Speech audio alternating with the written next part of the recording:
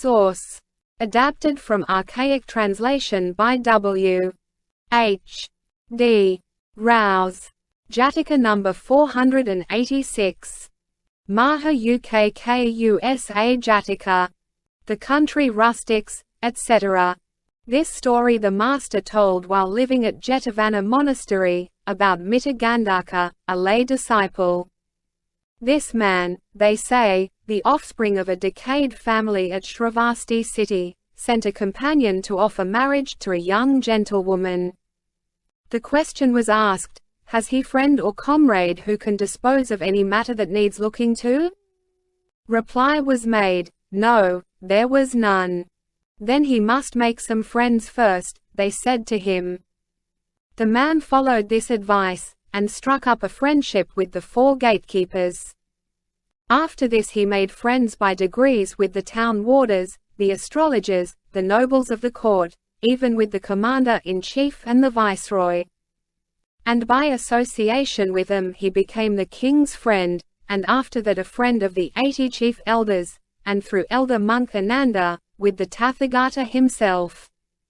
Then the master established his family in the refuges and the virtues, the king gave him high place, and he was known as Khuddhaka, the man of many friends.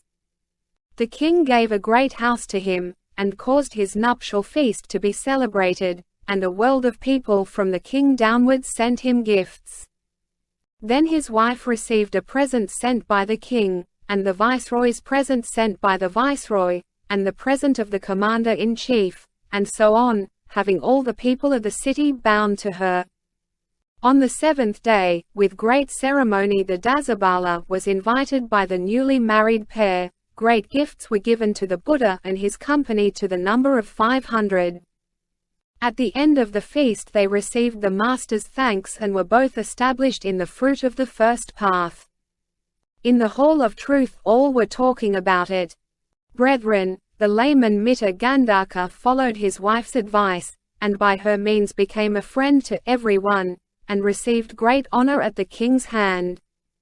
And having become friends with the master, both husband and wife were established in the fruit of the first path. The master entering asked what they talked of. They told him.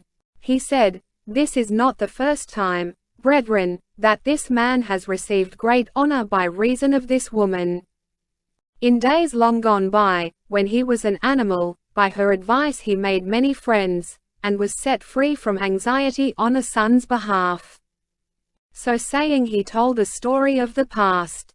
Once upon a time, when Brahmadatta was king of Benares, certain men of the marches used to make a settlement, wheresoever they could best find their food, living in the forest, and killing for meat for themselves and their families the game which was a lot there. Not far from their village was a large natural lake, and upon its southward shore lived a hawk, on the west a she-hawk. On the north a lion, king of the beasts. On the east an osprey, king of the birds. In the middle lived a tortoise on a small island. The hawk asked the she-hawk to become his wife. She asked him, "Have you any friend?" "No, madam," he replied. "We must have someone who can defend us against any danger or trouble that may arise, and you must find some friends." "Whom shall I make friends with?" "Why, with King Osprey who lives on the eastern shore, and with the lion on the north, and with the tortoise who dwells in the middle of this lake." He took her advice and did so. Then the two lived together in a nest which they made. Afterwards there were given to them 2 sons. One day, while the wings of the young babies were yet immature, some of the country folk went searching for food through the woods all day and found nothing. Not wishing to return home empty-handed, they went down to the lake to catch a fish or a tortoise. They got on the island, and lay down beneath the kadamba tree. And there, suffering the bites of gnats and mosquitoes, to drive these away, they kindled a fire by rubbing sticks together, and made a smoke. The smoke rising annoyed the birds, and the young ones uttered a cry. "It is the cry of birds," said the country folk. Up, make up the fire. We cannot lie here hungry, but before we lie down we will have a meal of bird's flesh." They made the fire blaze, and built it up. But the mother bird, hearing the sound, thought, "These men wish to eat our young ones. We made friends to save us from that danger. I will send my mate to the great osprey." Then she said, "Go, my husband, tell the osprey of the danger which threatens our young," repeating this stanza. "The country rustics build fires upon the island, to eat my young ones in a little while. O hawk! To friend and comrade give the word, my children's danger tell to every bird." The cockbird flew at all speed to the place, and gave a cry to announce his arrival. Leave given, he came near to the osprey, and made his greeting. "Why have you come?" asked the osprey. Then the cock repeated the second stanza. "O winged bird! Highest of birds are you. So, osprey king, I seek your shelter now. Some country folk hunting now are glad to eat my young. Be you my joy again." "Fear not," said the osprey to the hawk, and consoling him he repeated the third stanza. "In season, out of season, wise men make both friends and comrades for protection's sake. For you, O hawk, I will perform this deed. The good must help each other at their need." Then he went on to ask, "Have the rustics climbed up the tree, my friend?" "They are not climbing yet. They are just piling wood on the fire. Then you had better go quickly and comfort my friend your mate, and say I am coming." He did so.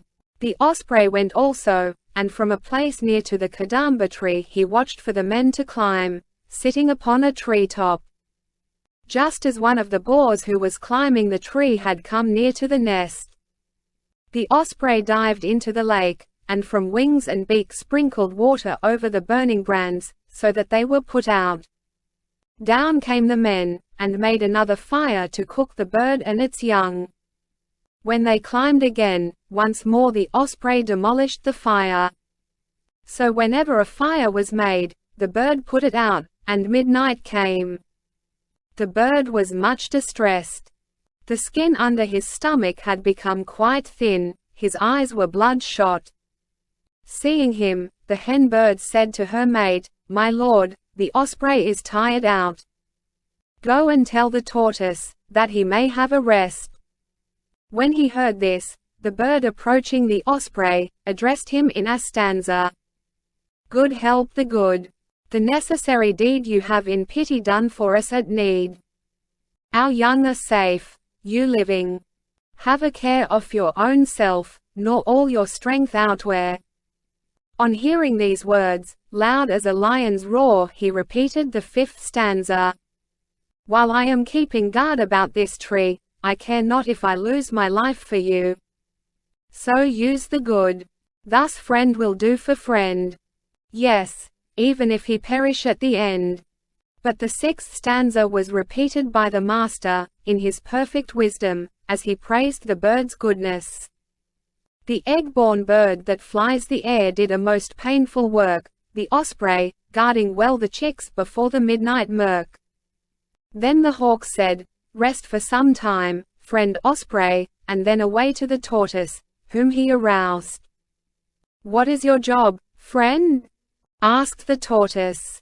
"Such and such a danger has come upon us, and the royal osprey has been laboring hard ever since the first watch, and is very weary. That is why I have come to you." With these words he repeated the seventh stanza.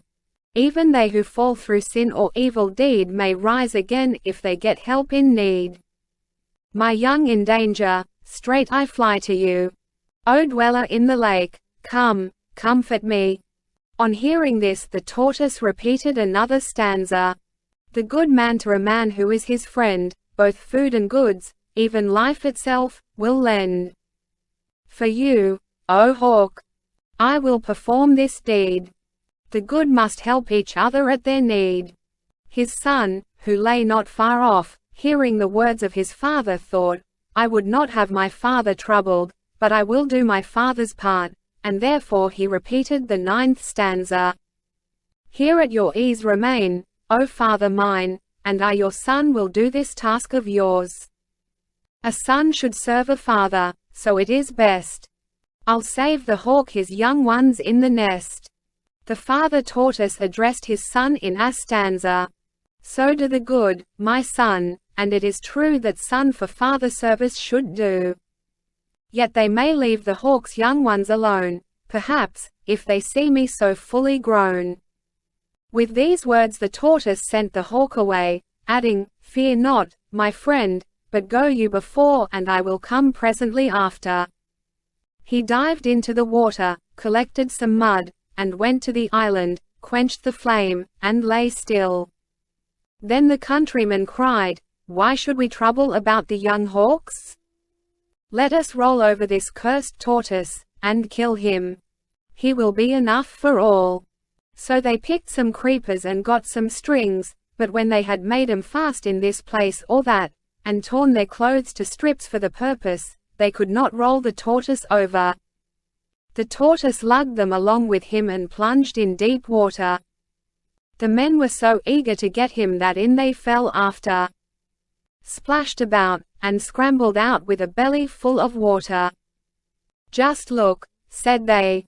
Half the night one osprey kept putting out our fire, and now this tortoise has made us fall into the water, and swallow it, to our great discomfort. Well, we will light another fire, and at sunrise we will eat those young hawks. Then they began to make a fire. The hen bird heard the noise they were making, and said, My husband, sooner or later these men will devour our young and depart. You go and tell our friend the lion. At once he went to the lion, who asked him why he came at such an unseasonable hour. The bird told him all from the beginning, and repeated the 11th stanza. Mightiest of all the beasts, both beasts and men fly to the strongest when troubled with fear. My young ones are in danger. Help me then. You are our king, and therefore I am here. This said, the lion repeated a stanza. Yes, I will do this service, hawk, for you. Come, let us go and kill this gang of enemies. Surely the sensible, he who wisdom knows, protector of a friend must try to be. Having thus spoken, he dismissed him, saying, Now go, and comfort your young ones. Then he went forward, churning up the crystal water. When the rustics perceived him approaching, they were frightened to death. The osprey, they cried, put out our firebrands. The tortoise made us lose the clothes we had on. But now we are done for. This lion will destroy us at once. They ran this way and that. When the lion came to the foot of the tree, nothing could he see. Then the osprey, the hawk, and the tortoise came up, and approached him. He told them the profitableness of friendship, and said, From this time on be careful never to break the bonds of friendship. With this advice he departed. And they also went each to his own place.